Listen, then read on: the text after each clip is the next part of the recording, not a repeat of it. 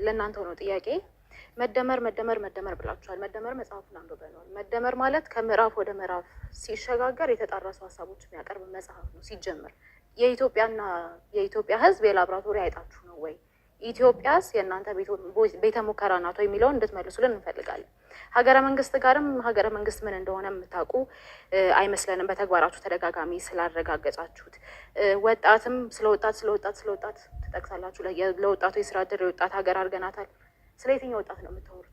በጦርነት ስላስገደላችሁት እያስገደላችሁ ስላላችሁት ወጣት ነው የምታወሩት? እሱንም ክሊር አድርጉልን። ምክንያቱም ባለፉት ዓመታት ለጦርነት የዋለው ገንዘብ እንኳን ሲተመን አሁን ህዝብ ዳቦና የቤት ኪራይ መክፈል አቅቶ የሚያኖር ሀገር አይደለም መኖር የነበረባት። በቢሊዮን የሚቆጠር ዶላር ነው ለጦርነት ያዋላችሁት እና ስለ የትኛው ወጣት ነው የምታወሩት? ስለ ልዩ አጋርነትም አናነሳም ብላችኋል።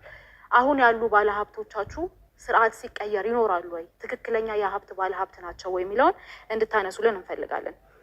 ከውጭ ጥገኝነት የተላቀቀ ኢኮኖሚ የሚለውም ኮረም ሳይሞላ በፓርላማ ደረጃ የአይኤምኤፍን ጉዳይ አስወስናችሁ የወርልድ ባንክ ብድር አስወስናችሁ ኮረም ባልሞላበት ሁኔታ በየትኛው መስክ ነው ኢትዮጵያን ከእዳ ወደ ምንዳ ያሸጋገራችኋት? ምክንያቱም ፎርሹር ብር ዲቫሉዌት ሲደረግ በተደጋጋሚ የመኖሪያ ኮስት እና አጠቃላይ ኢንፍሌሽኑ እንደሚጨምር አጣችሁት አይደለም ሙያችሁም ስለሆነ እና ኢትዮጵያ እናንተ የቤተ ሙከራ አይጥናት ወይ? በምዕራፍ እንኳን ሲከፋፈል የተጣረሰ ሀሳብ የሚያቀርብ መጽሐፍ የጻፉ ፕሬዚዳንት ይዛችሁ ኢትዮጵያን መርተናታል የምትሉት በምን አይነት መስፈርት ነው የሚለው እንድትመልሱልን እንፈልጋለን። መጀመሪያ ደረጃ ፕሬዚዳንታችሁ በየመድረኩ የሚናገሩትን ነገር ሰብስባችሁ ለሌላ መድረክ ለማስተጋባት ከመሞከር በፊት የፓርቲዎች ርዕዮተ ዓለም ምንድን ነው የሚለውን ነገር ማጥናት አለባችሁ የሚል ምክር አለ። ምክንያቱም ኢህአፓ ኮሚኒስት አይደለም። ኢህአፓ በ1976 ወደ ሶሻል ዲሞክራት ተቀይሯል።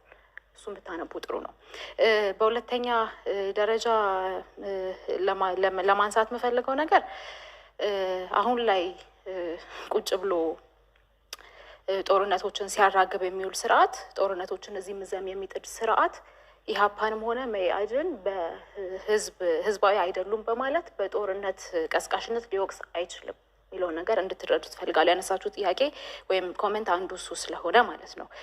በኢዜማ በኩል ለተነሳው ነገር ሳወራ አሁንም ቢሆን ኢህአፓም አጠቃላይ ትብብሩም መኢአድም ኮሚኒስት አይደለም፣ ሶሻል ዲሞክራት ነው። እናንተም እሱን ሪፈር ለማድረግ ተከራካሪዎቻችን ማን ናቸው የሚለውን ነገር ቀድማችሁ አይታችሁ አንባችሁ ብትመጡ ደስ ይለኛል። ከገበያ መር ኢኮኖሚ ጋር በተያያዘ መንግስት የመቆጣጠር ኃላፊነቱን እንደሚወስድ በግልጽ ያስቀመጥነውና ቅድምም የመለስንበት ነገር ነው እና የተጣረሰባችሁ በየት በኩል እንደሆነ አልገባኝም። እሱን ክሊር ማድረግ ወይ ይኖርባችኋል፣ አሊያም እናንተ ራሳችሁ በትክክል የተናገርነውን አልተረዳችሁትም የሚል ኢምፕሊኬሽን አለው። በዋናነት ግን አሁን ስላለው ጉዳይ ነው ማውራት ያለብን ብለን እናምናለን። አሁን ያለው ሁኔታ ኢህአፓ ጦርነት ቀስቃሽ አይደለም፣ መኢአድ ጦርነት ቀስቃሽ አይደለም።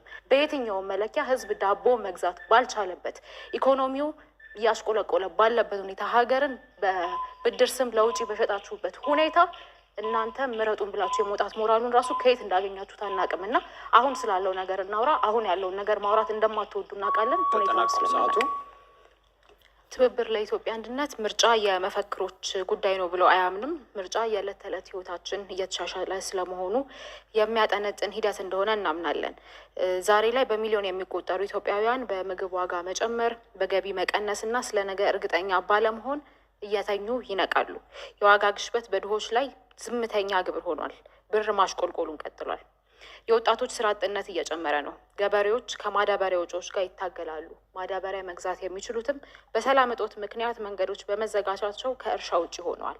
ትናንሽ ንግዶች የኮሪደር ልማት በሚል ኮስሜቲክ ፕሮጀክት እየታፈኑና እየፈረሱ ነው። ይሄ ብልጽግና ሊሆን አይችልም። ፓርቲው የብልጽግና ፓርቲ ኢኮኖሚው እያደገ መሆኑን ይነግረናል። ኢኮኖሚው ለማን ያደገው የሚለውን ጥያቄ ሁላችንም መጠየቅ አለብን። ለባለስልጣናቱና ልጆቻቸው ወይስ ዕለት ተዕለት ለምንኖር ኢትዮጵያውያንና በልተን ማደር ላልቻለን ዜጎች? ስራ የማይፈጥር እድገት እውነተኛ እድገት ነው ብለን አናምንም። የዜጎችን ሁኔታ ሳያገናዝብ ዋጋ የሚጨምር ተሀድሶ ኃላፊነት የሚሰማው ተሀድሶ ወይም ሪፎርም ነው ብለንም አናምንም። ምርታማነት ሳይኖር መበደር ልማት አይደለም፣ ቀውስን ለሌላ ጊዜ ማስተላለፍ ነው። በዚህ መንግስት ስር የዋጋ ግሽበት የግዢ ኃይልን አሽቆልቁሏል። የህዝብ ዕዳ ጨምሯል። የምንዛሬ ዋጋ መቀነስ ከውጭ የሚገቡ ምርቶችን የበለጠ ውድ አድርጓቸዋል። የኢኮኖሚ ኃይል በፖለቲካዊ ግንኙነቶች ተሰናስሎ ቀጥሏል። ኢትዮጵያ የኮስሜቲክ ወይም የውበት ማሻሻያ አይደለም የሚያስፈልጋት። ኢትዮጵያ የሚያስፈልጋት መዋቅራዊ ለውጥ ነው። ይህንን ደግሞ ላለፉት ዓመታት እድል ተሰጥቶት የነበረው ብልጽግና ፌል እንዳደረገበትና ሊሰራው እንደማይችል በተደጋጋሚ ያሳየን ጉዳይ ነው። ስለዚህም ትብብር ለኢትዮጵያ አንድነት ያመጣው አማራጭ ሀሳብ በግብርና ዘመናዊነትና በኢንዱስትሪ ልማት ላይ የተመሰረተ ምርታማ ኢኮኖሚ፣ ለአነስተኛና መካከለኛ ኢንተርፕራይዞች እውነተኛ ድጋፍ መስጠት፣ ጥብቅ ያለ የፊስካል ዲስፕሊን እና የጸረ ሙስና ማስፈጸሚያ ሁኔታዎች፣ ፍትሐዊ ውድድር እንጂ ጥቅመኛ ካፒታሊዝምን አለማስፋፋት፣ ሰራተኞችን፣ ገበሬዎችንና ወጣቶችን የሚጠብቅ የኢኮኖሚ ማሻሻያ ማድረግ እንደሆነ እናምናለን። ለውጦች የሚያስፈልጉት ወይም ለውጦች የሚመጡት በፕሬስ ኮንፈረንስ በመስጠት ሳይሆን በትክክል በተግባር በማሳየት ነው ብለን እናምናለን። አሁንም በተደጋጋሚ የብልጽግና መንግስት ፌል እንዳደረገና የሀገሪቱን ኢኮኖሚ ከድጡ ወደ ማጡ እየከተታት እንደሆነ የኢትዮጵያ ሕዝብ የሚረዳው ነገር ነው። ምክንያቱም ኢኮኖሚ ሌላ ተአምር የለውም። ኢኮኖሚ ማለት ሕዝብ በልቶ አድሯል ወይ፣ ሀገር በምን አይነት ሁኔታ ላይ ነው የምትገኘው ማለት ነው። ቅድም እንደጠቀስኩት ውበት እኛን ወይም ደግሞ ሕዝብ ሊሸውዱ አይችሉም። የየዕለት እውነታችን በልቶ ማደር አለመቻል፣ ኪራይ አለመክፈል እንደሆነ የምንገነዘብን ነው የምናውቀው ሁኔታ ነው። ሕዝባችን ጠንካራ እንደሆነ እናምናለን። ወጣቶቻችንም በጣም ብቁ ናቸው። ገበሬዎቻችን በየትም አይነት መልኩ ታይቶ በማይታወቅ ሁኔታ ታታሪዎች እንደሆኑ እናምናለን።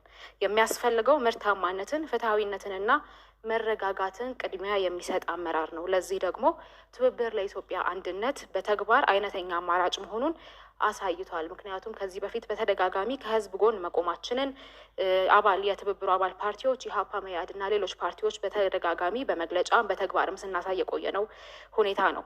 ኢትዮጵያ የሚያስፈልጋት ለብዙዎች የሚሰራ ኢኮኖሚ እንጂ ለጥቂቶች የሚሰራ ብልጽግና አይደለም። መጀመሪያ ከተነሳው ከዚህ ከመደመር እሳቤ ለመነሳት መደመር በጣም ትልቅ ኢትዮጵያዊ ፍልስፍና ነው። ፍልስፍና አይደለም አላለም። የርዕዮተ ዓለም እስረኛ አይደለም ያለው። ጠባብ ርዕዮት የያዘው በጭፍን እይታ የሚመራ አይደለም እንጂ በጣም መንኮራበት የኢትዮጵያን ትራንስፎርሜሽን እያሳካ ያለ አዲስ ሀገር በቀል ኢትዮጵያዊ ፍልስፍና ነው። ይህንን አስታክዬ ማለፍ እፈልጋለሁ። ለማን ጠቀመ? የት ቤት ገባ ላላችሁት የኢትዮጵያ 30 ሚሊዮን የሚሆን የቡና ዘርፍ ላይ ሰማራውን ኢትዮጵያዊ ጠይቁ። በዚህ በተበላሸ የፎሬክስ ስርዓት ምክንያት የተደበቀ ታክስ ተጥሎበት ገቢው አንሶ የነበረው አርሶ አደር ዛሬ ከቡና ብቻ ገቢው በእጥፍ ጨምሯል። አርብቶ አደሩ የቀንድ ከብቱን ሽጠው ስጋ ሽጠው ገቢው ሲግኒፊካንትሊ ጨምሯል። ይሄንን ነው ሪፎርሙ ያስተካከለው። እህቴ ዶክተር ራሄል ቅድም አድሚት አድርጓል እኮ ቀበሌ ወርዷል እኮ አሉ። ኮሪደሩ ቀበሌ ከወረደ ታዲያ እዛ ቀበሌ ወርዶ የሰራው ማን ነው? እዛ ቀበሌ ላይ ያለው ወጣት አይደለም ይሄን ስራ የሚሰራው? ስለዚህ ያቺ እኛ የምንላት ብልጽግና ያለችው የት ነው? እዚህ ኢትዮጵያ ውስጥ ነች። አዲስ አበባ ብቻ አይደለም። ስለ አዲስ አበባ የኢትዮጵያ ሕዝብ ዓለም ያወራው ስለሆነ ጊዜ መውሰድ አልፈልግም፣ ግን ሙሉ ኢትዮጵያን ወጥተን ማየት እንችላለን። የትኛው የኢትዮጵያ አካባቢ ነው በልማት ያልተንቀሳቀሰው? የትኛው አርሶ አደር ነው ምርቱ በጥፍ ያልጨመረው? ሂዱና በበሯ ሲያልፍ የነበረውን ውሃ መጥለፍ አቅቷት ለዘመናት የተቸገረች እናት ዛሬ በፓምፕ ጠልፋ ገቢዋ ሲጨምር ኢንቨስተር ስትሆን ያመጣውን ውጤት እዩ። ቅድም እንዳልኩት ያንን ወጣት ስራ እየፈጠረ ያለውን ወጣት እዩ። በዚህ ነው የብልጽግናን ውጤት በየቤቱ ማየትና መለካት የሚቻለው። ሪፎርሙ በአጠቃላይ የኢትዮጵያ አቅም በከፍተኛ ሁኔታ ጨምሯል። ዛሬ የኢትዮጵያ መንግስት በጣም አስተማማኝ የሆነ የውጭ ምንዛሬ ክምችት ያለው መንግስት ሆኗል። በአንድ ወቅት ለአንድ ሳምንት እንኳን የሚሆን የገቢ ንግድ የሚሆን አልነበረው። የኛ ከሪፎርሙ በፊት የነበረው ሁኔታ የኛ ፖሊሲ የኢትዮጵያ ፖሊሲ የነበረው የገቢ ንግድን የሚያበረታታ የውጭ ንግድ ደግሞ የሚቀጣ ስርዓት ነው የነበረን። ያንን ስላስተካከል አንደኛ የውጭ ንግዱ በከፍተኛ ሁኔታ ጨምሯል። ቅድም ዶክተር ፍጹም እንዳነሳችሁ ከ3 ቢሊዮን አይበልጥም ሲባል የነበረው ብዙ ማክሮ ኢኮኖሚስት ያለውን አሁን በግማሽ ወር 5.1 ቢሊዮን ነው ኤክስፖርት ማድረግ የቻለው። የገቢ ንግዱ ደግሞ ትርጉም ባለ ሁኔታ ቀንሷል።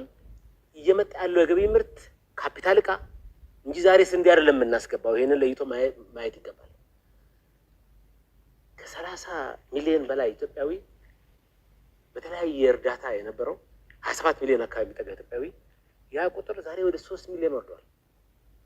ያንን ኢትዮጵያዊ በየቤቱ ሂዱና ጠይቁ። ምን ይዞልህ መጣ ብልጽግና? ኩራቱ ስንዴ ከሚሰፈርለት ይልቅ ራሱ አምርቶ ያንን እሸት ይዞ ይሄንን የብልጽግና የትብብር መንፈስ የሆነውን የስንዴ ነዶ ይዞ የደስታ ሲቃ የተናነቀውን አርሶ አደር መጠየቅ ነው።